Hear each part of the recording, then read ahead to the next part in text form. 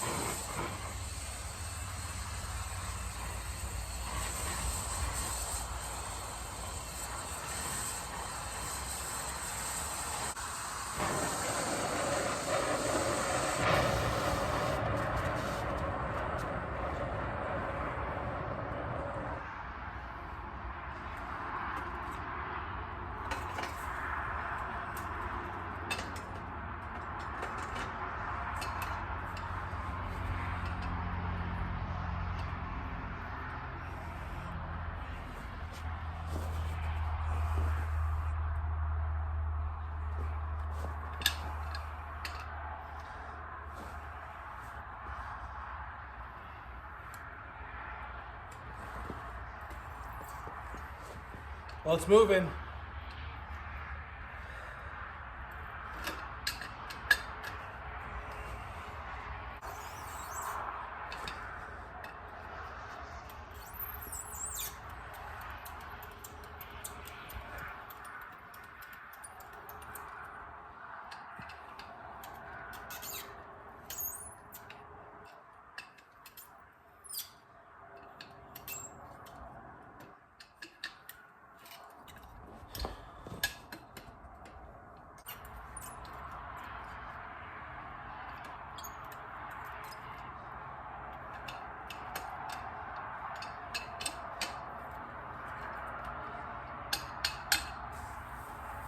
Got the top stem nut off.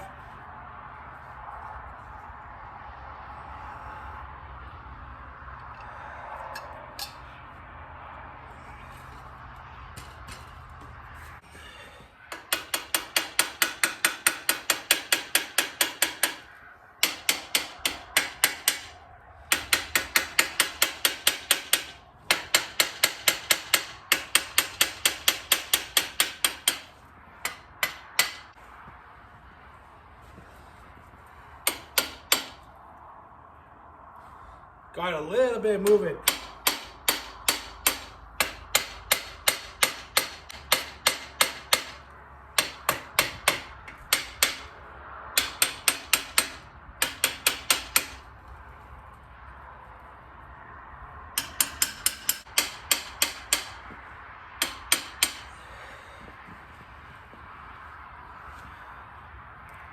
I'm gonna have to heat up the top clamp of the handlebars. It's pretty rusted in there, but it's kind of neat how I'll show you once I get this off. It's not a complete circle where that nut screws in. There's a couple of channels in it. I'm not really sure why, but I'm not gonna worry about it either. Let's just get this thing.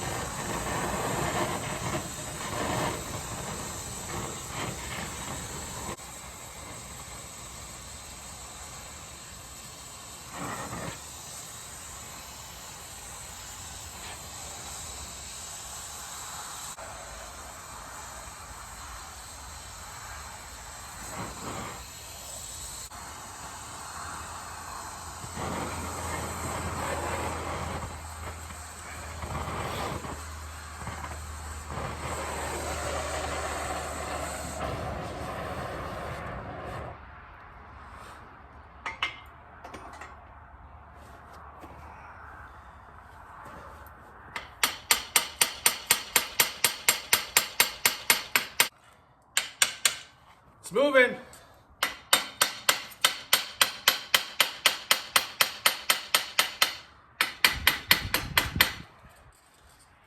There's a couple of locking keyways.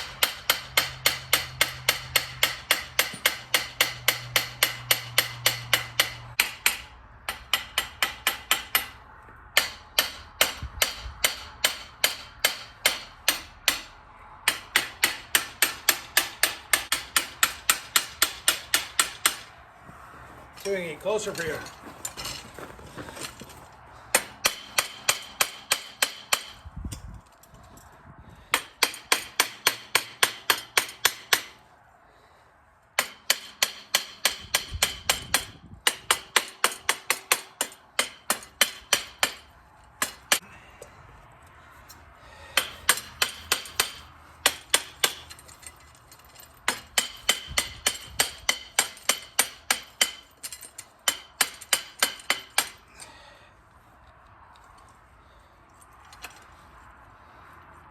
So it looks like I'm being held up by the cables on the inside.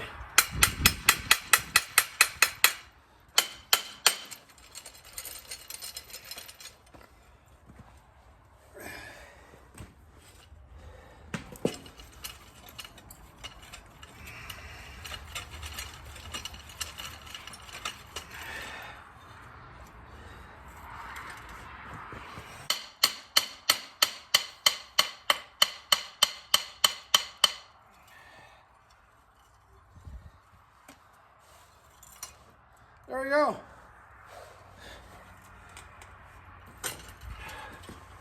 First time in 110 years that the handlebar was off. Well, at least one side. The other side fell off a long time ago. So, that's cool. You can see where there's slots for the cables. And you can see where there was a keyway. That's to hold the handlebars in place.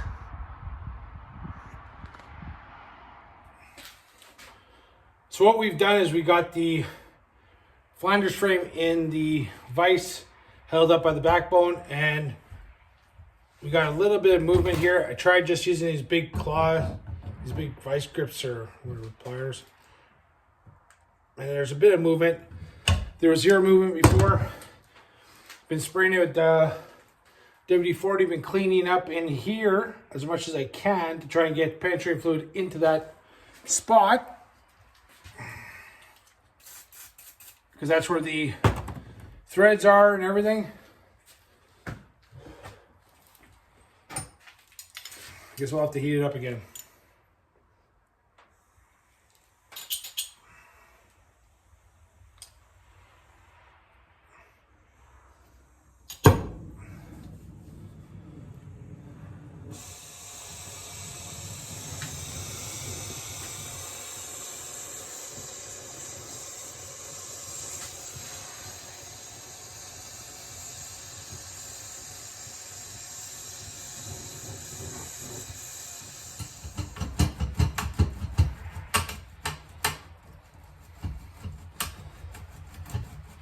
not a big deal to you guys, but for me, I don't know how many years I've had this. I've never seen the fork turn. This is pretty cool. Pretty happy about that. Now if I can just get this nut to turn off.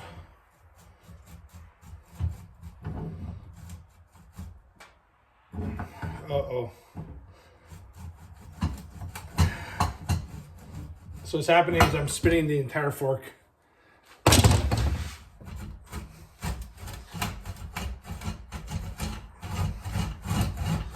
Oh yeah.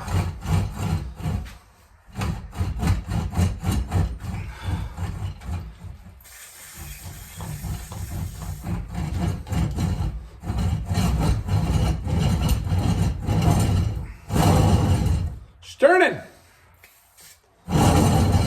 Unbelievable.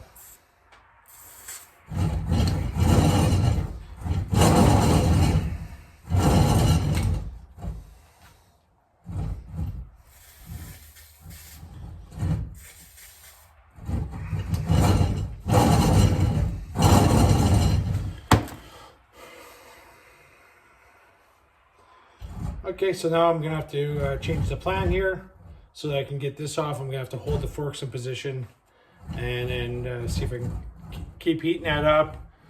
Try and get some penetrating fluid in there, try and get it to loose. So I'm not in a big rush. I'm not gonna take a risk of damaging anything. Let's just take our time.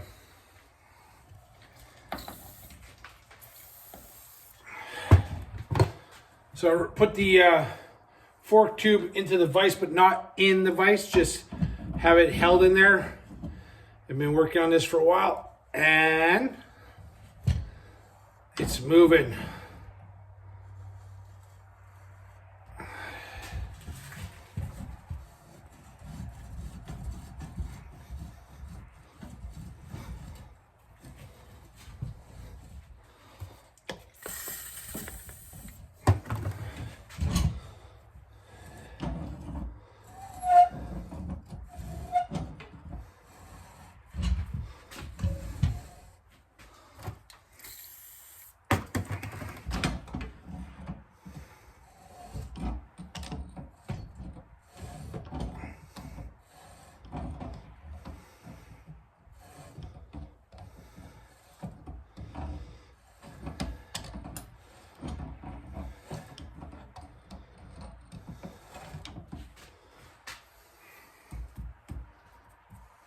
Yeah, it's still hot.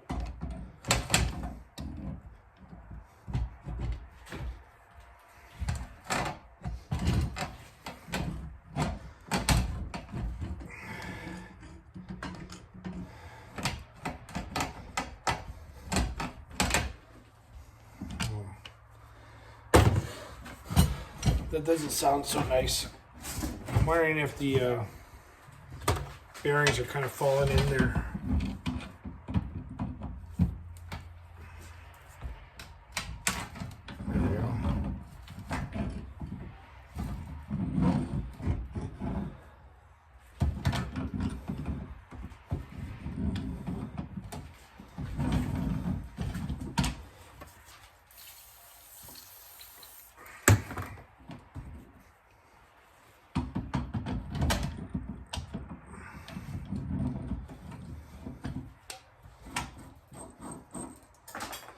There goes the bearings. More of them. More.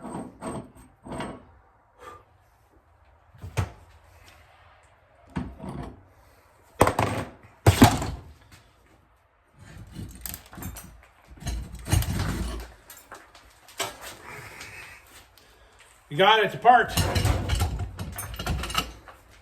The fork is off the Flanders. Wow.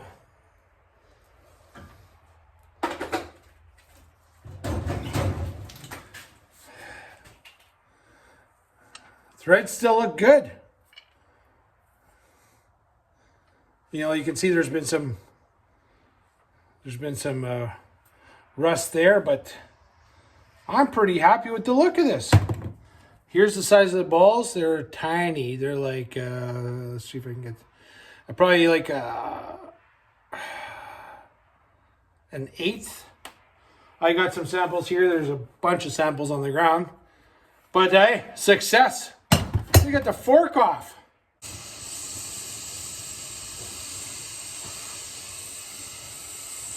I'm just really excited.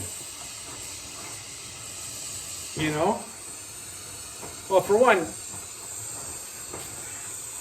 I never in my life thought I'd be working on 100-plus-year-old motorcycles, you know, really cool old motorcycles. So this is quite the experience for me.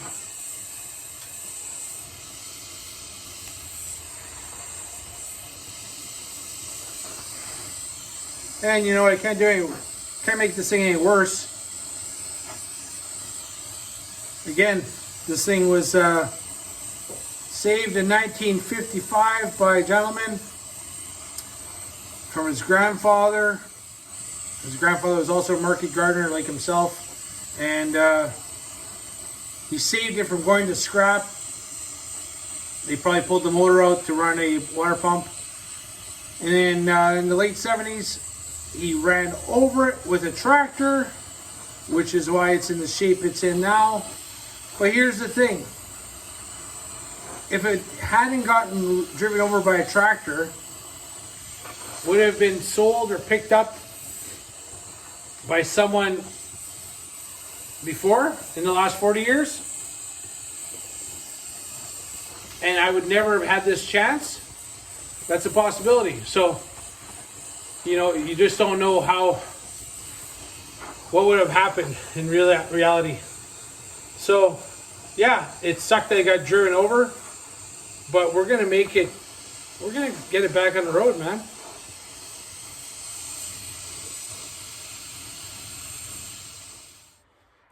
So I've been playing around with this for a bit here, and just tapping this pedal crank back and forth.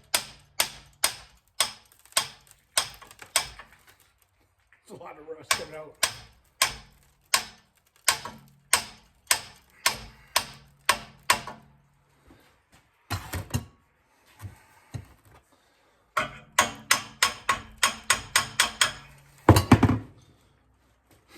And I think we almost got her out.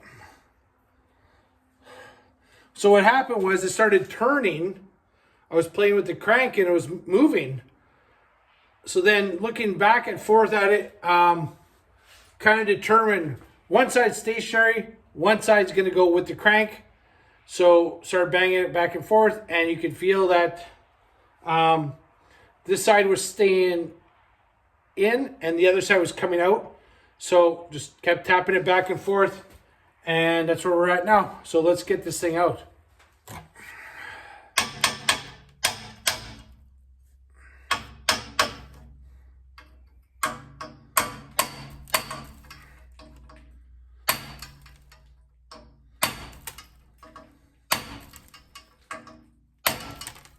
Okay.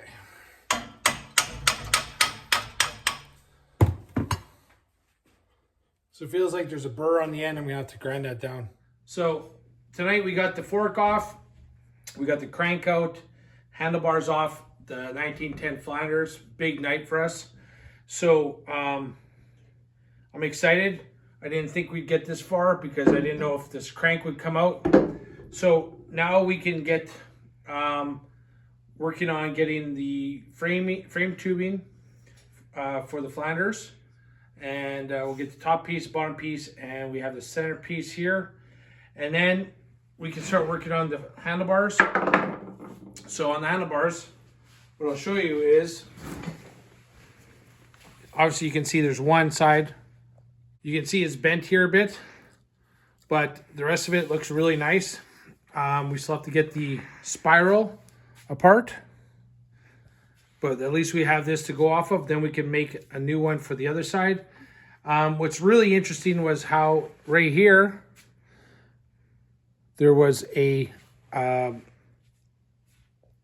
like a keyway that held the position of the fork. That was where determined where it was going to go.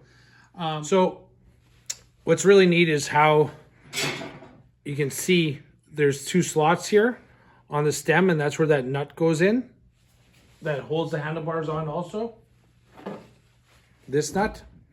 And what this does is allows the cables from the handlebar, from the spark advance and the throttle, to run down inside to the stem of the fork and exit out the bottom. Really interesting idea. All this goes together quite nice. Doesn't seem like it is right now, but threads are good. Fork's in great shape. Here's the crank. So we finally got it apart. Some interesting things. I've never had one of these apart. So this goes in, and plates go into the other concentric piece, which looks like it's made out of solid brass. So, you know, pretty neat. Definitely, there's a spring here, and there's this broken spring here with a spacer. So happy that we got all this apart. Sprocket's still good, crank's still good, and it's just interesting seeing how all this stuff actually works once you get it apart. So in the end, thanks for following tonight. Really makes a big progress tonight. And hey, I'm Keith from Save the Rust. This is who we are. This is what we do. Have a great day.